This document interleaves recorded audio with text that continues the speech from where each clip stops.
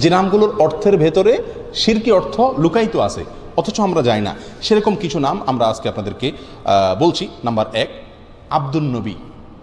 এই নামে আমাদের দেশে কিন্তু কোনো কোনো লোকের নাম আছে। আব্দুল নবী মানে হলো নবীর গোলাম। কোনো মানুষ কি নবীর গোলাম হয়? গোলাম তো শুধু আল্লাহ। তাহলে এটা শিরকি নাম। এ নামের অর্থের ভিতরে কি আছে? শিরক আছে। এরকম নাম থাকলে সেটা পরিবর্তন করতে হবে। অনেকে নাম রাখেন আব্দুল আলী। আব্দুল আলী, আল্লাহ আলী, এটা আল্লাহ সুবহানাহু ওয়া তাআলার গুণবাচক 99টি নামের একটি। সেই হিসাবে আপনি রাখতে পারেন। আলী মানে হলো উঁচু, মহান, আল্লাহর গোলাম। আলী আল্লাহ তাআলার গুণবাচক নাম, সেই হিসাবে আব্দুল আলী ঠিক আছে। কিন্তু সাধারণত আমাদের সমাজে আলী রাদিয়াল্লাহু তাআলা আনহুর নামে এ ধরনের নাম রাখা হয়ে থাকে। যদি এখানে আলী বলতে খলিফা আলী রাদিয়াল্লাহু তাআলা আনহুকে উদ্দেশ্য করা হয়, তাহলে আব্দে আলী মানে হলো ইসলামের চতুর্থ খলিফা আলী রাদিয়াল্লাহু তাআলা আনহুর গোলাম। তাহলে সেটাও কি হবে? শিরকি অর্থ বহন করবে। আর এখানে যে আলী রাদিয়াল্লাহু তাআলা আনহুকে উদ্দেশ্য নেওয়া হচ্ছে, মিন করা হচ্ছে, তার অনেকগুলো প্রমাণও আছে, ইঙ্গিত পাওয়া যায়। এই জন্য এ ধরনের নাম রাখার ক্ষেত্রে সাবধান থাকা উচিত। আলী রাদিয়াল্লাহু তাআলা আনহুকে ঘিরে আর অনেকগুলো নাম আছে আমাদের সমাজে, যেগুলো সংস্কার হওয়া উচিত, যে নামগুলো রাখতে আমাদের সচেতন এবং সাবধান হওয়া উচিত। তার ভিতরে একটা হলো কারামত আলী। কারামত আলী মানে হলো আলীর কারামত। সাধারণত শিয়ারা এই সমস্ত নাম রাখে।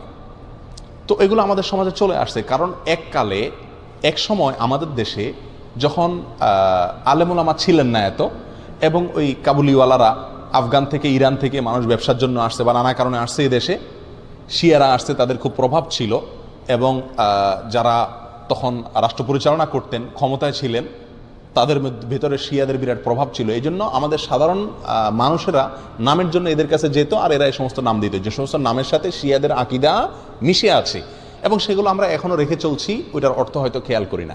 কারামত আলী মানে হলো আলী রাদিয়াল্লাহু তাআলার কারামত। যেহেতু ওরা আলী রাদিয়াল্লাহু তাআলাকে খুব বেশি ভক্তি করে, অতি ভক্তি করে, এই জন্য সব নামের মধ্যে আপনারা আলী, হাসান, হোসেন এই 3 নাম পাবেন। আমাদের দেশে যত নাম আছে বেশিরভাগ বা বিরাট একটা অংশ আছে নামের, যে নামের শেষে কি পাবেন? আলী অথবা হাসান অথবা হোসেন। শরবত আলী, কারামত আলী, কামরুল হোসেন, দেলোয়ার হোসেন, এখানে যদি খোঁজেন এই মজলিসে, তো আমার মনে হয় অর্ধেকের বেশি নাম পাবেন যাদের নামের শেষে হয় হাসান আছে, আর না হোসেন আছে, আর না হয় আলী আছে। এটা ওখান থেকে আসছে।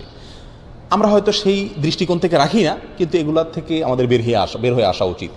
রাসূল আকরাম সাল্লাল্লাহু আলাইহি সাল্লামের প্রতি মহব্বত থেকে তার প্রিয় দৌহিত্র হাসান হোসেনের নামে নাম রাখেন, খুব ভালো কথা। আলী রাদিয়াল্লাহু তাআলা আনহুর প্রতি মহব্বতের কারণে আহলে বাইতের সদস্য সেই হিসেবে তার নামে নামকরণ করেন, কোনো সমস্যা নাই। কিন্তু আপনার নামের সঙ্গে এই 3 জন সাহাবীর নাম শুধু লাগাচ্ছেন, কই নামের শেষে আবু বকর লাগান না, ওমর লাগান না, তাহলে শুধু এই 3 জনের নাম কেন লাগাচ্ছেন? বোঝা গেল এগুলোর পেছনে শিয়াদের বদ আকিদা এবং দুর্বসন্ধিমূলক চিন্তা এবং দৃষ্টিভঙ্গি রয়ে গেছে, আর সেটাই আমাদের সমাজে এখনও বলবৎ আছে। বিধায় এগুলো রাখতে আমাদের একটু সচেতন হওয়া উচিত। অনেকে নাম রাখেন রহমত আলী। রহমত আলী, রহমত আলী মানে আলীর রহমত। রহমত হবে আল্লাহর। ওই যে বললাম, এখানে আলী যদি আল্লাহর গুণবাচক নাম উদ্দেশ্য হয় তাহলে ঠিক আছে, কিন্তু সেটা হওয়ার সম্ভাবনা কম। অনেকে নাম রাখেন ফজলে আলী। ফজলে আলী মানেও কি? আলীর দয়া। তো এটাও মানে যদি আলী তার মিন হয়, এখানে উদ্দেশ্য হয়, তাহলে এটাও ঠিক হয় না। অনেকে নাম রাখেন গাউসুল আজম। অনেকে আব্দুল কাদের জিলানী রাহমাতুল্লাহ আলাইহিকে বলে কি? গাউসুল আজম। গাউসুল আজম মানে হলো সবচেয়ে বড় সাহায্যকারী, রক্ষাকারী। যিনি সবচেয়ে বড় রক্ষাকারী তো আল্লাহ সুবহানাহু ওয়া তাআলা। এটা কোনো মানুষকে বলা যায় না, অতএব এটাও শিরকি নাম। এ নামের অর্থের ভিতরে শিরক আছে। অনেকে নাম রাখেন নবী। আমার পরিচিত গ্রামের ভিতরে একজন আছে, তার নাম হলো নবী। অনেকে নাম রাখেন নূর নবী। নূর নবী মানে নবীর নূর। এই সমস্ত নামগুলো একেবারেই অনর্থক এবং অশুদ্ধ নাম। অনেকে নাম রাখেন রাসূল আমিন। আমার দেশে কোনো কোনো লোকের নাম আছে কি? রাসূল আমিন। রাসূলুন আমিন, এটা আমাদের রাসূল আকরাম সাল্লাল্লাহু আলাইহি ওয়াসাল্লামের একটা বৈশিষ্ট্য, যে তিনি আমানতদার রাসূল।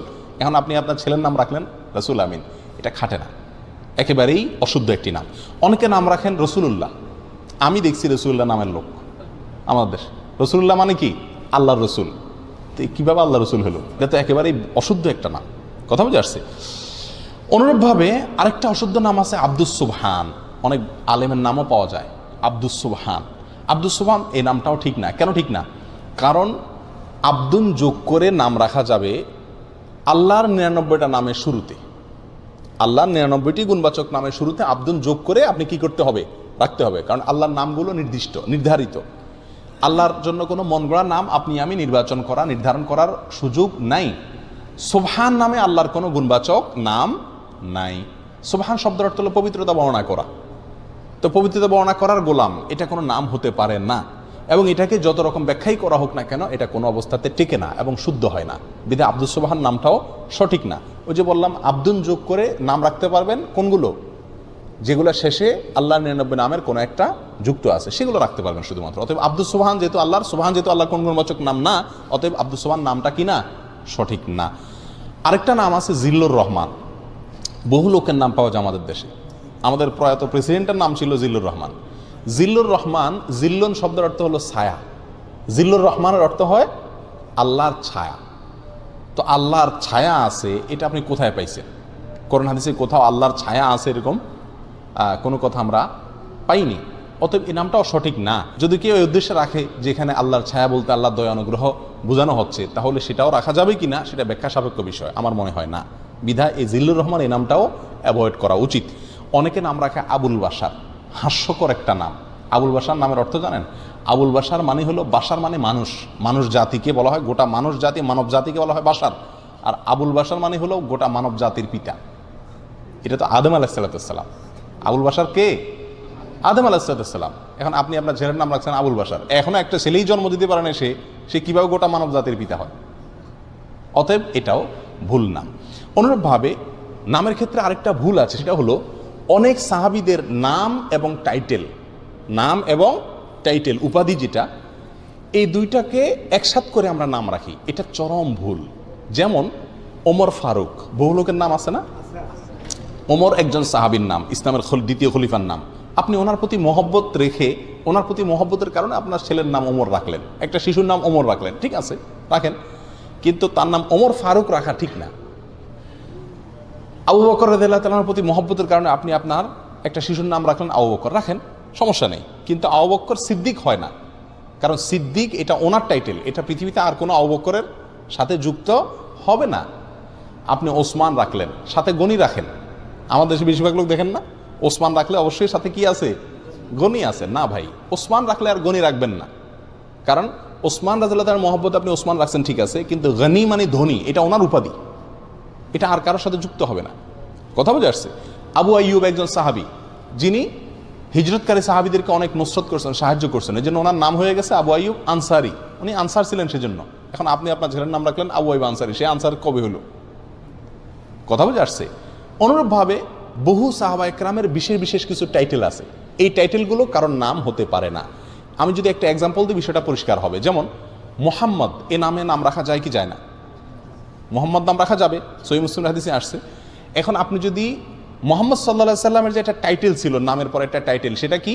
মুহাম্মাদুর রাসূলুল্লাহ।